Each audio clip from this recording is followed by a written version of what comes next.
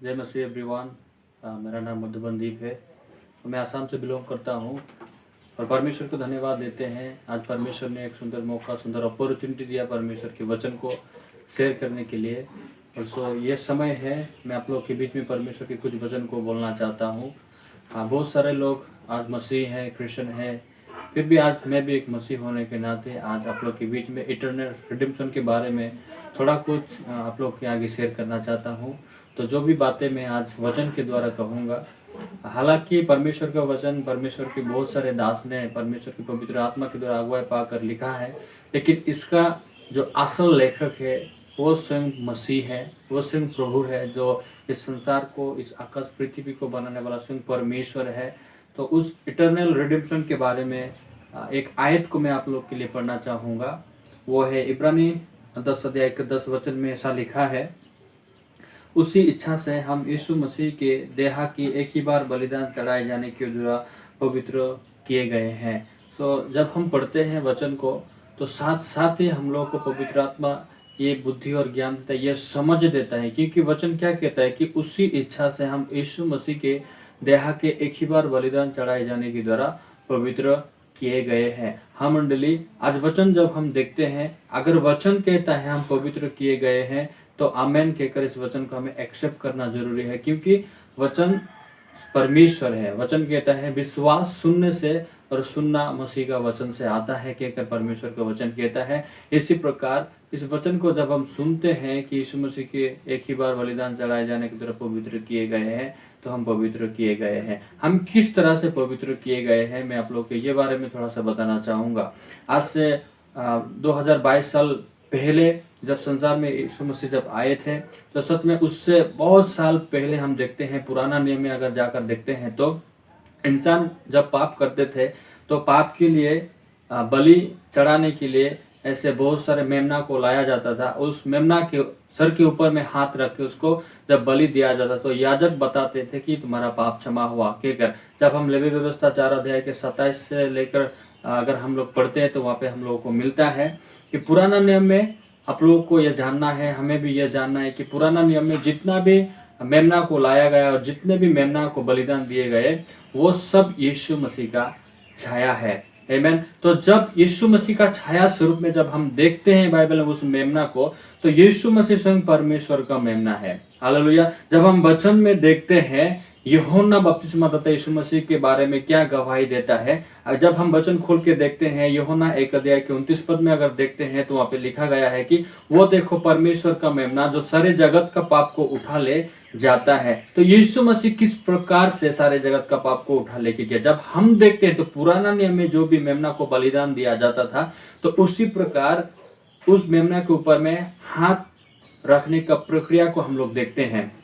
तो जब हम हाथ रखते हैं तो उसका मतलब ये होता है कि मैंने पाप किया, उस पाप, हर एक पाप उस मेमने के ऊपर में जाके ट्रांसफर होते थे। उसी प्रकार से इस संसार में यूहन्ना बपतिस्मा दाता जब बपतिस्मा दे रहे थे, उस समय यीशु मसीह भी जब आया, तो आपको और मुझे ये पता है कि बपतिस्मा क्यों दिया जा रहा था। हमें हमारे पापों से अंगीकार करना, हमारे पापों से मन फिरा के जब हम बपतिस्मा लेते हैं तो हमारे पाप क्षमा होते हैं, इस प्रकार से हम मानते हैं। लेकिन यीशु मसीह ने तो एक भी पाप नहीं किया। यीशु मसीह को क्या जरूरी था कि यीशु मसीह बपतिस्मा ले?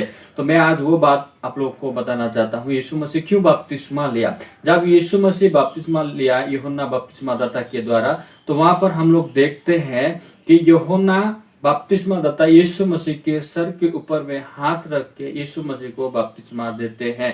जिस तरह के पुराना नियम में एक याजक पाप बलि के ऊपर में हाथ रख के उस बलिदान देते, इसी प्रकार से यूहन्ना बपतिस्मा दाता यीशु मसीह जब बपतिस्मा लिए, उस समय यूहन्ना बपतिस्मा दाता का हाथ यीशु मसीह के सर के ऊपर में गया। और ये पहला दिन का बात है कि यीशु मसीह ने बपतिस्मा लिया। लेकिन दूसरा दिन में यूहन्ना बपतिस्मा दाता ये गवाही दे रहा है कि अगर आप लोग, आपके पास बाइबल है तो आप खोल के पढ़ सकते हैं, यूहन्ना 1 अध्याय के 29 पद लिखा है कि वो देखो परमेश्वर का मेमना जो सारे जगत का पाप को उठा ले जाता है।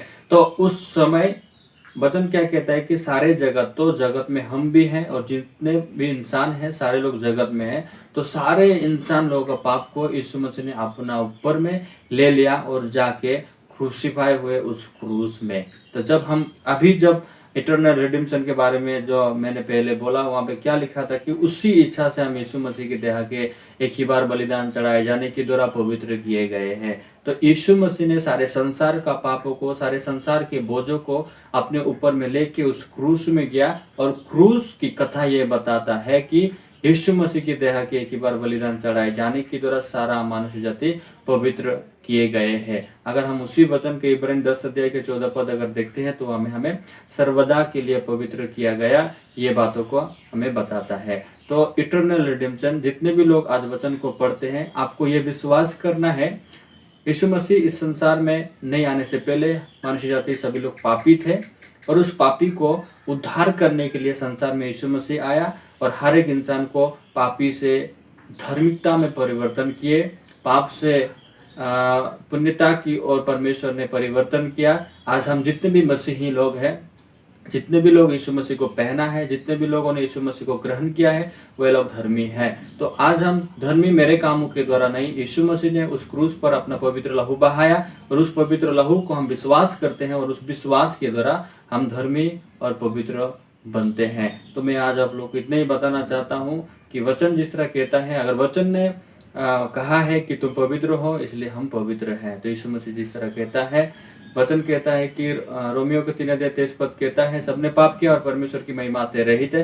लेकिन उसी रोमियो 3 अध्याय के 24 पद अगर देखते हैं तो वहाँ पे लिखा है, अनुग्रह के द्वारा, यीशु मसीह के उस छुटकारे के द्वारा, अनुग्रह ही से हमें सेंत में धर्मी ठहराया गया है। तो हमें धार्मिक बनने के लिए हमें कुछ करना नहीं पड़ा, हमें सेंत में मतलब फ्री में परमेश्वर यीशु मसीह की वजह से हम धर्मी बन चुके हैं। आमीन। तो मैं विश्वास करता हूँ आप लोग ये वचन सुन के आशीषित हुए होंगे।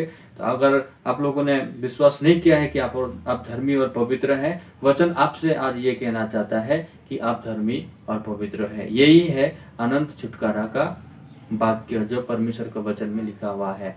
मंडली, मैं धन्यवाद देता हूँ। इतने ही कहकर मैं आज इस वचन को यहीं पे समाप्त करता हूँ। सभी को फिर